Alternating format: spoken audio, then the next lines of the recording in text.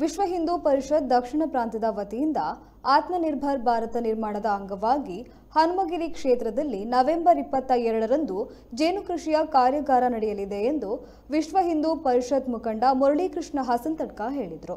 ಇಡೀ ದೇಶ ಆತ್ಮನಿರ್ಭರತ್ತ ಹೆಜ್ಜೆ ಹಾಕಿದೆ. ಉತ್ಕೃಷ್ಟ ಭಾರತವನ್ನು ನಿರ್ಮಾಣ ಮಾಡಬೇಕೆಂದು ಸಂಕಲ್ಪ ಇಟ್ಟುಕೊಂಡಿದ್ದು ಎಲ್ಲ ಆಸಕ್ತ ಯುವಕರು ಈ ಕಾರ್ಯಾಗಾರದಲ್ಲಿ ಭಾಗವಹಿಸುವಂತೆ ತಿಳಿಸಿದರು.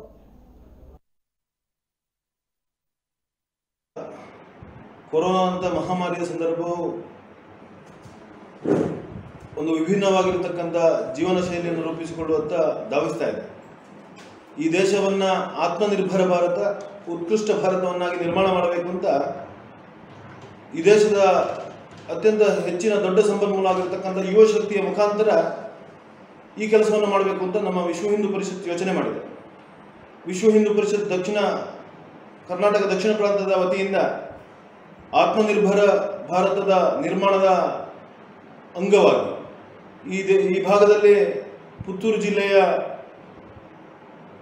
ಹತ್ತಿರದ ಹನುಮಗಿರಿ ಕ್ಷೇತ್ರದಲ್ಲಿ ಇದೇ ಬರುವ 22ನೇ ತಾರೀಕು ಭಾನುವಾರ ಒಂದು ದಿವಸದ ಜೇನು ಕೃಷಿಯ ಸೆಮಿನಾರ್ನ ಮುಖಾಂತರ ಜೇನು ಕೃಷಿಯನ್ನು ಯಾವ ರೀತಿ ಮಾಡಬಹುದು, ಜೇನು ಕೃಷಿಯ ಮುಖಾಂತರ ಯುವಕರು ಯಾವ ರೀತಿ ಸ್ವಾವಲಂಬಿಗಳಾಗಬಹುದು, ಜೇನು ಕೃಷಿಯ ಮುಖಾಂತರ ನಮ್ಮ ಕೃಷಿ ಬೆಳೆಗಳನ್ನು ಯಾವ ರೀತಿ ಹೆಚ್ಚಿಸಿಕೊಳ್ಬೋದು ಅಂತ ಹೇಳುವಂಥ ಕಲ್ಪನೆಯನ್ನು ಕೊಡೋದಕ್ಕೋಸ್ಕರ ಅದರ ಮುಖಾಂತರ ಎಲ್ಲ ಯಾರು ಇದರಲ್ಲಿ ಭಾಗಿಗಳಾಗ್ತಾರ ಅಂತ ಯುವಕರುಗಳನ್ನು ಮುಂದಿನ ಎಲ್ಲ ಈ ರಾಜ್ಯದ ಮೂಲೆ ಮೂಲೆಗಳಲ್ಲಿ ಮಾರ್ಗದರ್ಶಕರನ್ನಾಗಿ ರೂಪಿಸುವುದರ ಜೊತೆಗೆ ಜೇನು ಕೃಷಿಯಿಂದ ಯುವಕರು ಆಗ್ಬೋದು ಅಂತ ಹೇಳೋದನ್ನು ಸಂದೇಶ ಕೊಡುವುದಕ್ಕೋಸ್ಕರ ಜೇನು ಕೃಷಿಯ ಬಗ್ಗೆ ಒಂದು ದಿನದ ಸೆಮಿನಾರನ್ನು ಒಂದು ದಿನದ ವರ್ಗವನ್ನು ನಾಡ್ದಿನ 22ನೇ ತಾರೀಕಿಗೆ ಮಾಡ್ತಾ ಇದ್ದೇವೆ.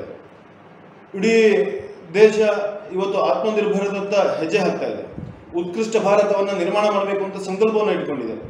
ಎಲ್ಲ ಆಸಕ್ತ ಯುವಕರು, ಜೇನು ಕೃಷಿಯ ಬಗ್ಗೆ ಆಸಕ್ತಿ ಇರತಕ್ಕಂಥ ಎಲ್ಲ ಸಮಾಜ ಬಂಧುಗಳು ನಾಡ್ದಿನ ದಿನ 22ನೇ ತಾರೀಕಿಗೆ ಹನುಮಗಿರಿಗೆ ಬಂದು ಹನುಮಗಿರಿಯಲ್ಲಿ ಈ ಕಾರ್ಯಕ್ರಮದಲ್ಲಿ ಬೆಳಗಿನಿಂದ ಸಂಜೆ ತನಕ ನಡೆಯುವಂಥ ಕಾರ್ಯಕ್ರಮದಲ್ಲಿ ಭಾಗವಹಿಸಿ ಈ ಕಾರ್ಯಕ್ರಮವನ್ನು ಯಶಸ್ವಿ ಮಾಡಬೇಕು ಮತ್ತು ಈ ದೇಶಕ್ಕೆ ಒಂದು ಒಳ್ಳೆಯದಾಗಿರ್ತಕ್ಕಂಥ ಸ್ವಾವಲಂಬನೆಯ ಸಂದೇಶವನ್ನು ಕೊಡೋದಕ್ಕೆ ನಾವೆಲ್ಲರೂ ಸ್ಫೂರ್ತಿಯಾಗಬೇಕು ಅಂತ ಹೇಳುವಂಥ ವಿನಂತಿಯನ್ನು ಈ ಸಂದರ್ಭದಲ್ಲಿ